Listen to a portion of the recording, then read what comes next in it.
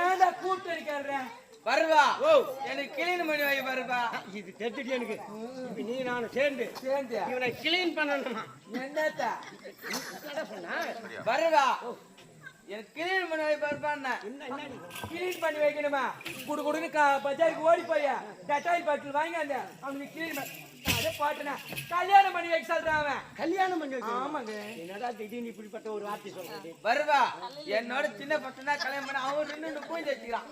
குழந்தைங்க உன்னோட சில பசங்க எல்லாம் கல்யாணம் பண்ணி குழந்தைங்க வச்சுக்கிறானுங்க. காரணம் எது? அவனுங்க எல்லாம் நல்ல பசங்க, அழகா இருக்கிறானுங்க, போய் பொண்ணு கேக்குறானுங்க, பாக்குறாங்க பையன் நல்ல பையன் ஆகுறான், படிச்சுக்கிறான், எப்படியும் பையனை காப்பாற்றுவான் அப்படின்னு பொண்ணு கொடுக்குறாங்க. அவன் வந்தா கல்யாணம் பண்ணி எப்படியா ஒன்று 2 3 பத்துக்கிறான். இந்த மூஞ்சி எவன் பொண்ணு கொடுப்பான்?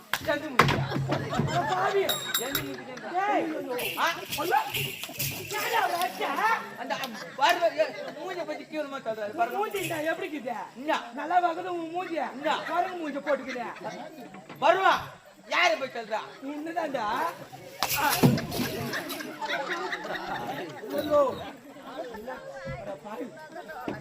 விரல கூட நாளா மேல பட்டு ஐயோ என்ன அடிக்கிறான் பாருங்க பாருங்க மாறு மேல அடிக்கிறான் நல்லா பணங்க பெருக்கி அதே பாட்டு வச்சுக்கான். அவன் அடிச்சது எங்க மூஞ்சி மேல பட்டாளு கேட்டு உனக்கு பாடாது. ஐயோ எப்பா வருவா ஏ பெரியப்பா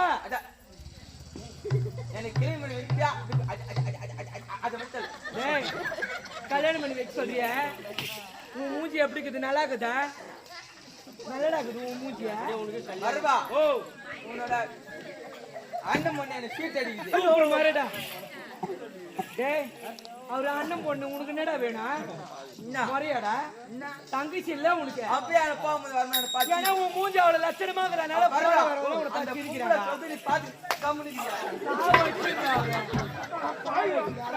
தாய் இறக்கும்